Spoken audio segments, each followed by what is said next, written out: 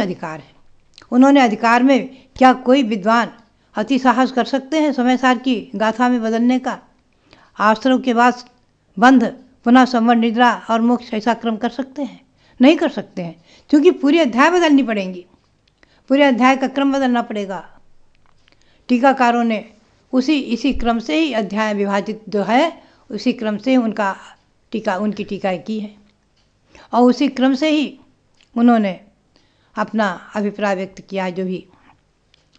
तो भव्यात्माओं, चौथा ग्रंथ और आप देखिए। इसीलिए मेरा कहना रहता है कि किन्हीं भी आचार्यों की कृति में हम और आप परिवर्तन ना करें, संशोधन ना करें। जो जहाँ जैसा पाठ है वैसा ही माने। अगर हमें कुछ समझ में नहीं आ रहा है तो टिप्पण में रखें अथवा ब्रैकेट करके उसमें रखें कि ऐसा पाठ भी संभव है। उस पर विद्वान सोचें, कहीं मिले तो ठीक, नहीं तो ठीक। अब मैं आपको दिखाती हूँ। गुमटसार में भी एक गाथा आई है। गुमटसार जीव कांड में गाथा 621 गुमटसार जीव कांड गाथा 621 में नवय पदत्था जीवा तानम च पुण्य पावदुगम आसौ संवर निर्जर बंधा मोक्षोय होन्तित्ति। उन्होंने कहा 9 पदार्थ हैं। ये गुमटसार में श्री नेमिचंद सिद्धांत चक्रवर्ती कह रहे हैं, जीव अजीव, पुण्य पाप, आश्रव संवर निद्रा बंध और मोक्ष, ये 9 पदार्थ हैं। अब आप देखिए, 4 ग्रंथों के मैंने आपको सुनाए, तो ये कैसे कहा जा सकता है कि लिपि से कहीं भूल से इधर का उधर लिख गया। अब मैं आपको बताऊं, तत्वार्थ सूत्र में 7 तत्व माने हैं।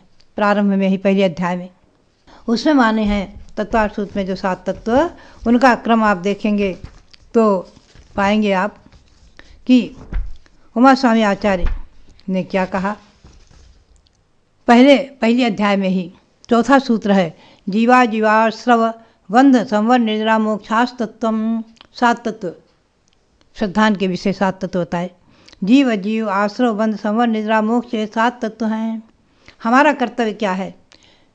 तत्वार्थ सूत्र के टीकाकार श्री पूज्यपाद स्वामी श्री अकलंक देव, तत्वार्थ वृत्ति के कर्ता, उसी तत्वार्थ सूत्र की टीकाकर्ता सुरसागर सूरी, भास्कर नंदी और श्लोक वार्तिक जैसा महाग्रंथ बनाने वाले विद्यानंद आचार्य, आज से 1000 वर्ष पूर्व विद्यानंद आचार्य, श्लोक वार्तिक ग्रंथ की रचना करने वाले महान, इन सभी ने इसी क्रम से ही टीकाएँ लिखी हैं। उन्होंने वो क्रम नहीं लिया है, यानी किसी ग्रंथ में किसी ग्रंथ का शब्द का परिवर्तन हेरफेर नहीं करना चाहिए। उन्होंने इसी क्रम से टीका की है, इसी क्रम से अध्याय इसमें विभाजित हैं। 4 अध्याय तक तत्वार्थ सूत्र में जीव का वर्णन है, 5वें में अजीव का है, 6ठी और 7वीं में आश्रव का है, 8वीं में बंध का है, 9वीं में निद्रा और 10वीं में मोक्ष तत्व का वर्णन है। संवर, निद्रा और मोक्ष, 9वीं में संवर और निद्रा का और 10वीं में मोक्ष तत्व का ऐसा क्रम उन्होंने रखा है।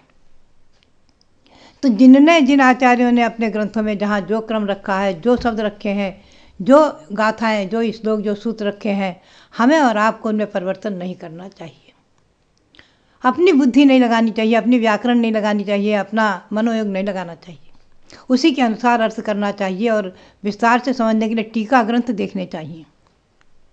आज सभी के टीका ग्रंथ भी उपलब्ध हैं, हमारा और आपका सौभाग्य।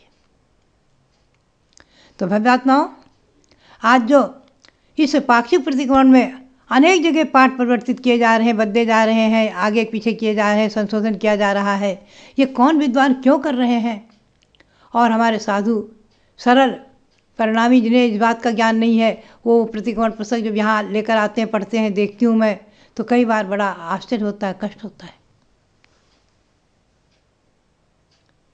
मैं गुरुमुख से सुनी और पढ़ी एक छोटी सी कथा सुना दूँ आपको कि भगवान यानी शब्दों में आचार्यों की वाणी में परिवर्तन करना, यह एक प्रकार से देखा जाए तो बहुत ही अनुचित है, उचित नहीं है, एक प्रकार से अपराध है।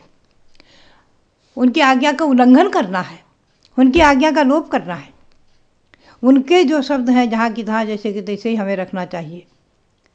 एक छोटी सी कथा ध्यान आ जाती है, आचार्य वीरसार मुख से भी मैंने कई बार सुनी थी और पढ़ा भी है आराधना कथा कोश में।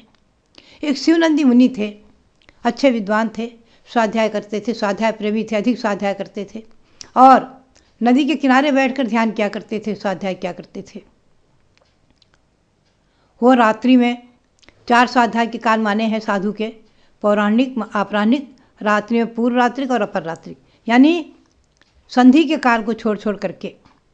संधि में पूर्वाह्न, मध्याह्न, अपराह्न जो 3 काल हैं संधि के सामायिक के, उनको छोड़ करके ये सब काल की व्यवस्था आपको अन्य ग्रंथों से, दिगंबर मुनि पुस्तक, मूलाचार आदि ग्रंथों से समझना चाहिए। खैर, तो वो स्वाध्याय वो रात्रि में, अर्धरात्रि में स्वाध्याय कर रहे थे। यद्यपि उन्हें मालूम था इस स्वाध्याय का अकाल है, सिद्धांत ग्रंथ आदि के पढ़ने का अकाल है। सामान्य ग्रंथ यानी स्तुति पाठ वगैरह और सामान्य ग्रंथ पढ़ने का, आराधना वगैरह पुस्तकें पढ़ने का, कथा आदि पुस्तकें पढ़ने का विरोध नहीं है, सैद्धांतिक ग्रंथ पढ़ने का निषेध है। मैंने धवला खंडागम की टीका करते समय काल अकाल का बहुत ध्यान रखा है।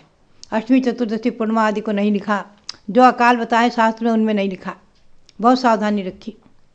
इसी कथा के आधार से तो शिवनंदी महामुनि, पौराणिक कथा है, नदी के किनारे अकाल में स्वाध्याय कर रहे थे रात में।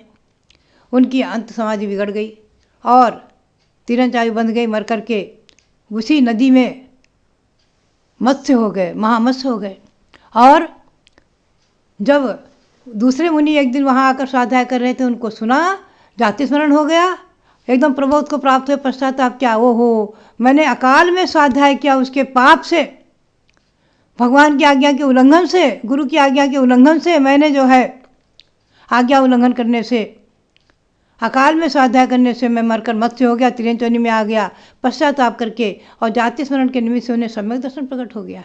पूर्व के संस्कार पुनः सम्यक दर्शन के प्रभाव से उस मत्स्य ने अच्छी तरह से महामंत्र का स्मरण करते हुए प्राण छोड़े तो स्वर्ग में महारथिक देव हो गए। तो ये है सम्यक की महिमा। सम्यक दृष्टि का कर्तव्य है कि हम आचार्यों की वाणी में एक एक शब्द पर विश्वास करें और कहीं शब्दों में हेर फेर, अदल बदल ना करें, किसी भी ग्रंथ का किसी में मिश्रण मिलाप ना करें। उनकी वाणी, उमा स्वामी आचार्य ने ये क्रम माना है, गौतम स्वामी ने ये क्रम माना है, गौतम स्वामी की वाणी में ये क्रम है। श्री कुंद देव और सठखंडागम ग्रंथकर्ता और नेमिचंद सिद्धांत चक्रवर्ती, उन्होंने जो 9 पदार्थों का क्रम रखा है उसी को रखें, इस प्रतिक्रमण में कभी हेर फेर बदली ना करें।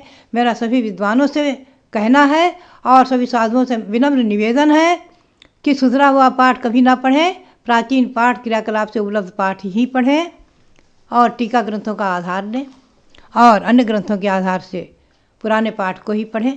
और आप श्रावक भी किन्हीं भी ग्रंथों में कभी परिवर्तन, परिवर्धन, संशोधन देखें तो विनम्र निवेदन करके ऐसा न करने दें। यही मेरी प्रेरणा और आप सबके लिए, गौतम स्वामी के श्रद्धालु भक्तों के लिए बहुत बहुत मंगल।